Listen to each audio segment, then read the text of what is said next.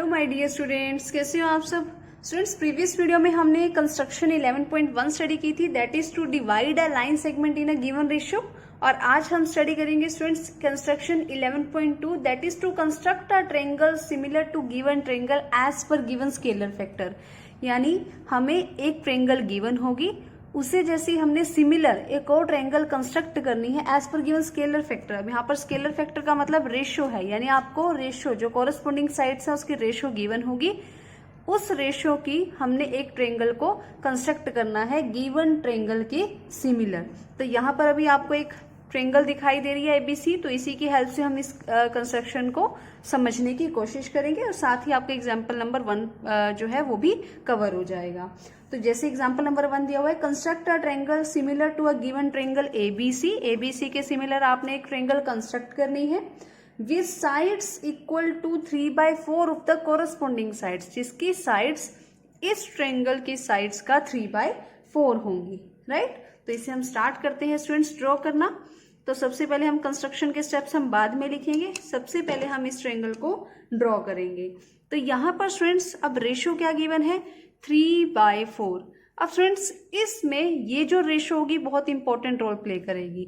तो सबसे पहले आपने क्या करना है, इसमें से ये देखना है कि 3 और 4 में से ग्रेटर नंबर कौन सा है, 4। तो आपने उतने ही रे पर मार्क जो पॉइंट्स है वो मार्क करने हैं, राइट, ठीक है। उसके बाद आपने न्यूमरेटर चेक करना है, न्यूमरेटर 3 है तो जितना न्यूमरेटर है उसको हमने इसके साथ जो सी पॉइंट है उसके साथ यहाँ पर ज्वाइन करना है, ठीक है। और स्टूडेंट्स यहाँ पर एक और बात है, न्यूमरेटर अगर छोटा होगा तो ट्रायंगल गिवन ट्रायंगल के अंदर की तरफ बनेगी, अगर न्यूमरेटर बड़ा होगा तो वो ट्रायंगल उस गिवन ट्रायंगल के बाहर की तरफ बनेगी, राइट। तो सबसे पहले हम इसे ड्रॉ करना स्टार्ट करते हैं। तो हम क्या करेंगे, अब यहाँ से एक रे ड्रॉ करेंगे BX, जो कि BC के साथ क्या बनाएगी, एक्यूट एंगल बनाएगी। तो हमने इस तरह से एक रे ड्रॉ कर ली, यहाँ पे इस तरह से एक रे ड्रॉ की है स्टूडेंट्स BX, जो कि BC के साथ क्या कर रही है, एक्यूट एंगल बना रही है।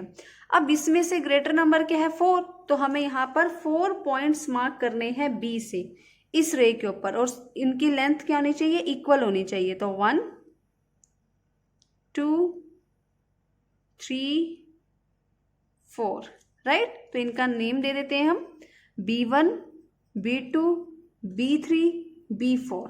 अब नेक्स्ट स्टेप क्या है, यहाँ पर डिनोमिनेटर 4 है तो 4 को हम यहाँ पे C से ज्वाइन करेंगे, जो भी डिनोमिनेटर होगा उसे हम यहाँ पर गिवन ट्रायंगल के एक वर्टेक्स से ज्वाइन कर देंगे। तो हमने यहाँ पर B4 को C से ज्वाइन कर दिया, राइट। अब हम यहाँ पे बनाएंगे एक एंगल, इस तरह से बना लिया। अब यहाँ पर हमारा न्यूमरेटर क्या है, 3, तो B3 पॉइंट लेंगे, तो यहाँ पर भी सेम इस तरह से एंगल बनाएंगे एक, ठीक है। अब इसकी आर्क मेजर करेंगे कितनी है, इसकी आर्क मेजर करो कितनी है, इस तरह से, क्योंकि जितना एंगल बनाती है उतनी ही पैरेलल लाइन हमें ड्रॉ करनी है। तो यहाँ पे इसको इस तरह से मेजर किया हमने, ठीक है। तो यहाँ पर इतना ही इसको इंटरसेक्ट कर देना है, ठीक है। अब ये जो इंटरसेक्ट पॉइंट होगा, यहाँ पर इस B3 पॉइंट से इंटरसेक्ट से पॉइंट होते हुए एक पैरेलल लाइन कंस्ट्रक्ट करनी है, जो किसके पैरेलल होगी, B4C के पैरेलल होगी, राइट। और इसे हम नाम दे देते हैं C डैश, राइट। हमने इसे क्या नाम दिया, C डैश। अब सेम हमें यहाँ पर करना है, यहाँ पर एक एंगल ड्रॉ किया और यहाँ पर भी एक एंगल इस तरह से आर्क ड्रॉ की, ठीक है। अब यहाँ पर इसकी लेंथ को मेजर करो, कितनी है ये लेंथ, इतनी है, तो यहाँ पर इसको इस तरह से कट कर लो। अब यहाँ से C डैश से आपने इस इंटरसेक्शन पॉइंट से होते हुए एक लाइन ड्रॉ करनी है, जो किसके पैरेलल होगी, किसके पैरेलल होगी स्टूडेंट्स, वो AC डैश के पैरेलल होगी। तो इस तरह से आपको ये लाइन यहाँ पे ड्रॉ करनी है, जो किसके पैरेलल है, A-C के। तो यहाँ से हमने क्या किया, इसे नाम दे दिया A डैश। अब इसको किस पे इंटरसेक्ट कर रही है, AB को A डैश पे। अब ये जो छोटी ट्रायंगल आई है A dash BC dash, this is the triangle similar to given triangle ABC in a ratio 3:4, जिसकी साइड्स कोरस्पॉन्डिंग साइड्स इस साइड से 3/4 की रेशियो में होंगी। इसे हम अभी जस्टिफिकेशन भी करेंगे, करके दिखाएंगे आपको किस तरह से होंगी। ठीक है, तो सबसे पहले हम यहाँ पे लिखेंगे स्टेप ऑफ कंस्ट्रक्शन। तो स्टेप ऑफ कंस्ट्रक्शन में फर्स्ट स्टेप हमारा क्या है, यहाँ पर ड्रॉ एनी रे। हमने सबसे पहले एक रे ड्रॉ की BX making acute angle with BC, जो BC के साथ एक्यूट एंगल बना रही है opposite side of vertex A, right. उसके बाद हमने क्या किया, लोकेट किए 4 points B1 B2 B3 B4 on BX such that, इस तरह से लोकेट किए कि B B1 के इक्वल था, B1 B2 के इक्वल था, B2 B3 के इक्वल था और B3 B4 के इक्वल था, राइट। फिर उसके बाद हमने स्टूडेंट्स क्या किया, यहाँ पर B4 को C से ज्वाइन किया, join B4 C and draw a line through B3 से हमने एक लाइन ड्रॉ की, ठीक है, क्योंकि ये 3 और 4 में से स्मॉलर नंबर था 3। उसके बाद पैरेलल टू, जो किसके पैरेलल थी, पैरेलल टू B4C के पैरेलल थी, टू इंटरसेक्ट, जो BC को किस पे इंटरसेक्ट कर रही थी, intersect BC at C dash पे इंटरसेक्ट कर रही थी। देन हमने क्या किया, यहाँ पर C डैश से एक पैरेलल लाइन और ड्रॉ की, draw a line through C dash parallel to AC to intersect, जो कि इंटरसेक्ट कर रही थी AB को किस पर, एट A डैश पे, उसने AB को A डैश पे इंटरसेक्ट किया। तो इस तरह से हमें क्या मिली, triangle A dash B C dash is required triangle, ये हमें यहाँ पर रिक्वायर्ड ट्रायंगल मिली है। अब हम स्टूडेंट्स इसकी बात करेंगे जस्टिफिकेशन की, कि ये किस तरह से हुई है, राइट। तो हम यहाँ पर अब इसकी समझेंगे जस्टिफिकेशंस। तो जस्टिफिकेशन की बात करेंगे स्टूडेंट्स यहाँ पर।